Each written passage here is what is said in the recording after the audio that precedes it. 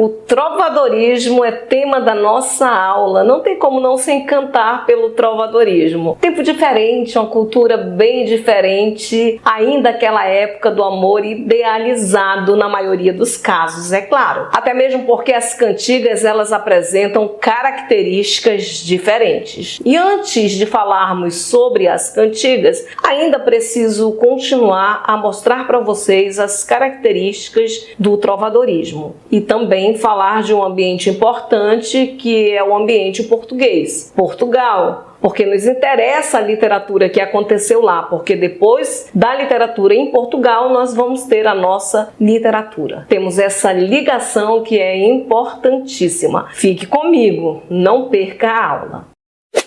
Na aula anterior, eu falei sobre o contexto histórico que surgiu o trovadorismo. Também já fiz a linha do tempo ali desde a Antiguidade até a Idade Média, longe, né? Um período antes e um depois, para falarmos sobre o trovadorismo. Também falei sobre Portugal, que muito nos interessa esse trovadorismo que ocorre em Portugal, porque nós começamos a ver essa linha da literatura para mais tarde compreendermos quando chega a literatura ao Brasil. Mas é claro, depois do descobrimento do Brasil, que nós temos aqui um tempo ainda distante, aquele período da Idade Média, quando os homens deixaram de ir para a guerra e precisavam ali de uma ocupação. É isso mesmo, eles estavam desocupados e precisavam de uma ocupação. O trovadorismo em Portugal é bem interessante porque quando nós pensamos em feudalismo, que a cantiga trovadoresca tem essa ligação com o feudalismo, o sistema econômico ali durante toda a Idade Média, que era o valor da terra, a posse de terra, em Portugal, dizem os historiadores que o feudalismo não foi assim uma constância. Não houve um feudalismo assim concreto, até mesmo porque quando os mouros chegavam para invadir Portugal, os mouros eram os muçulmanos,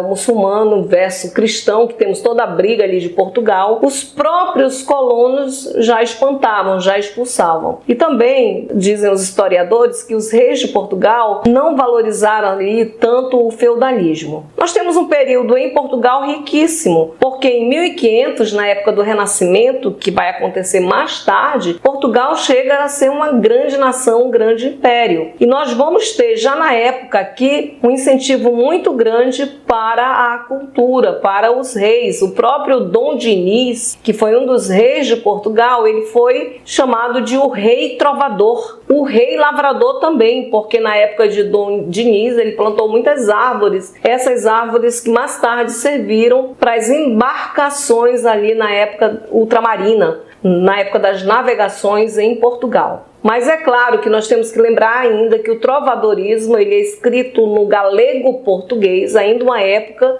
em que Portugal era unido ali à Galícia. Mais tarde é que vai haver essa divisão. Galícia, por isso galego, e Portugal, português. Galego-português. Ainda é um português muito arcaico. A cantiga mesmo no galego-português é difícil de entender totalmente. Às vezes nós precisamos de uma ajuda para poder interpretar, devido a esse português ainda muito arcaico. Outro fato também é que havia diferença nos trovadores. Que diferença eram essas? O próprio trovador significa aquele que acha o quê? Acha a música para adequar a letra da canção. Então o trovador ele era um nobre, ele não precisava de dinheiro porque ele era rico, era dono de muitas terras, era um senhor feudal. Mas havia outros tipos de artistas que não eram nobres, que também trabalhavam com as cantigas trovadorescas. Por exemplo, havia o jogral, que era uma espécie de profissional que trabalhava com essas cantigas. Ele não era nobre, mas ele também cantava as cantigas trovadorescas por dinheiro, ele recebia por isso. Ele ia de corte em corte, também nas tavernas daquela época, mas não tinha uma posição de nobreza. Provavelmente esses jograis, eles recitavam a cantiga de outros trovadores, que no geral o trovador ele tinha mais conhecimento para compor.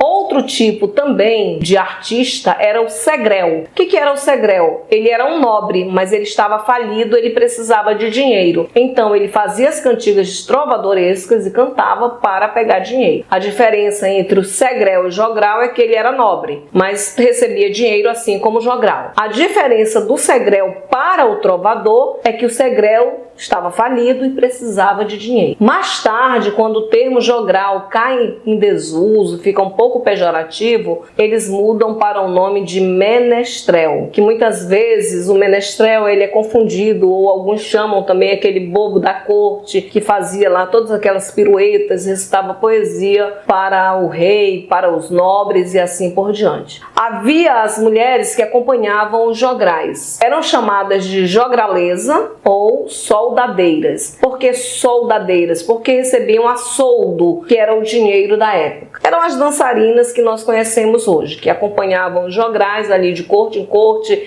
nas tavernas e assim por diante. Perceberam o porquê da dificuldade da cantiga trovadoresca? Aí você vai dizer, ainda não, professora, a senhora ainda não mostrou nenhuma. Calma, vou mostrar quando for falar sobre as cantigas. Mas ainda quero falar dessas dificuldades. Então, muitos desses jograis, eles recitavam a cantiga de outro trovador. Ainda por ser o galego-português, havia variação da fala porque elas eram orais, elas não eram escritas. Eles decoravam, parecia ali com a época da antiguidade clássica, com as rapsódias. Então era decorado, era de forma oral. Inclusive, se cair na prova, lembrem-se disso, que era oralidade, passava de um para o outro. Como eu falei na aula anterior, 2% da Idade Média ali, das pessoas, durante toda a Idade Média, eram alfabetizadas. Era um número absurdo de pessoa que não sabia ler nem escrever. Entre eles, os jograis, a maioria deles não sabiam, só se fosse o nobre. Por isso que o trovador mesmo era diferente. Essa questão da cantiga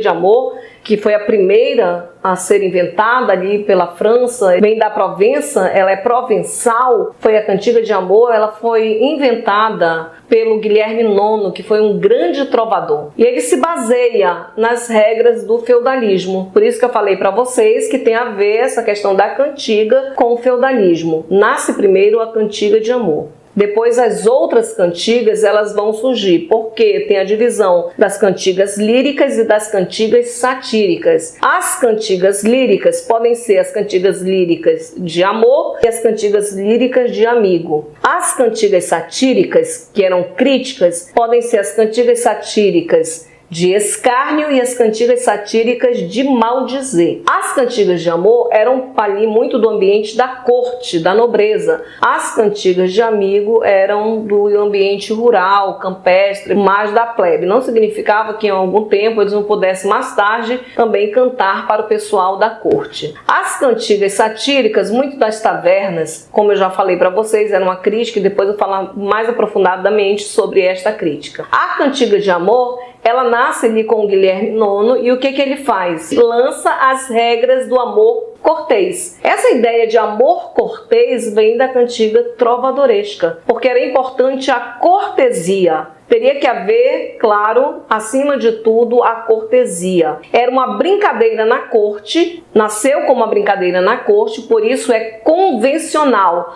Há um convencionalismo nas cantigas trovadorescas, muito parecido com o que vai ocorrer mais tarde no arcadismo, porque no arcadismo também há convencionalismo. Eles criam regras para que ocorra a poesia árcade. Da mesma forma vai ocorrer aqui. Ele cria as regras do amor cortês. Então, para que ocorresse esse código do amor cortês, o trovador ele iria lançar súplicas, elogios para uma mulher. Só que essa mulher, ela era nobre ou ela era casada. Havia um impedimento. Essa mulher, ela era idealizada, ela era perfeita, ela tinha uma condição superior ao do trovador, do poeta. O poeta era considerado o vassalo e essa mulher era considerada a suzerana. Na cantiga de amor, o eu lírico é masculino, porque é o poeta que lança as súplicas de amor a uma mulher, o eu lírico masculino. Agora, é claro, quando eu digo eu lírico, é a voz do poeta na poesia. As mulheres não chegavam perto de cantar essa poesia, somente os homens. Então, tanto faz quando a voz é masculina ou feminina. É o eu lírico que toma a voz ali na poesia. Por mais que esse trovador, esse poeta amasse essa mulher, ele não chegava a alcançá-la, porque ele estava numa posição social muito inferior a ela. Tudo isso é uma criação literária, é um fingimento literário, por isso é convencionalismo. E havia nessa brincadeira da corte um julgamento de maior ou menor cortesia. Então, se a dama, para quem fosse oferecida aquela cantiga, se ela não fosse muito cortês, e se alguém que tinha encomendado essa cantiga para ela, era uma brincadeira, como eu falei para vocês, ficasse ofendido, ele poderia muito bem mandar fazer uma cantiga satírica para ela, como forma ali de punição, porque a regra era a cortesia. Tudo aquilo que havia de ética, de lealdade, de honra, tudo isso foi levado ali para o ambiente da corte nas cantigas trovadorescas. Na próxima aula eu vou falar sobre a cantiga de amor. Vou mostrar um exemplo para vocês. Até a próxima aula. Não esqueçam de se inscrever no meu canal e enviar este vídeo para outras pessoas que precisam dele. Até a próxima!